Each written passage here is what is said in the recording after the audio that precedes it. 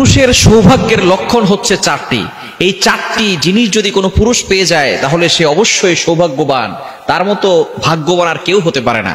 আল্লাহ পাক রব্বুল আলামিন তাকে ভালোবেসেই এই জিনিসগুলো দিয়ে থাকেন। সুতরাং এই চারটি জিনিস যদি আপনার কাছে থাকে তাহলে আপনি ভাগ্যবান একজন পুরুষ।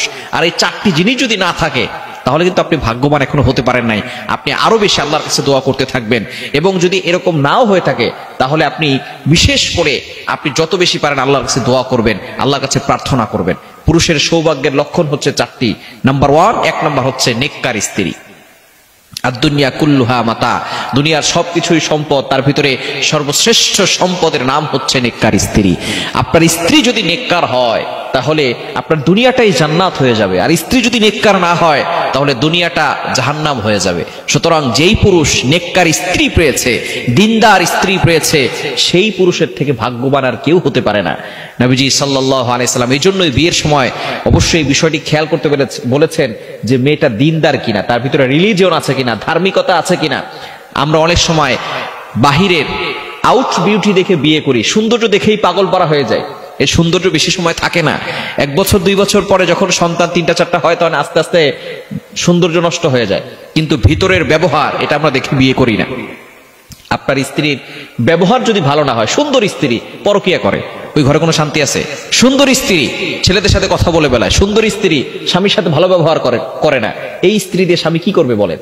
এই স্বামী মানসিক ভাবে চাপে পড়ে যায়। আস্তে আস্তে পরবর্তী সময় দেখা যায় সে স্ট্রোক করে, ব্রেন স্ট্রোক করে, তারপরে তার বিভিন্ন ধরনের হার্ট ব্লক হয়ে যায়, বিভিন্ন ধরনের সমস্যা হয়। সুতরাং স্ত্রী যদি নেককার হয় তাহলে সেই পুরুষটা হচ্ছে সৌভাগ্যবান পুরুষ, ভাগ্যবান পুরুষ।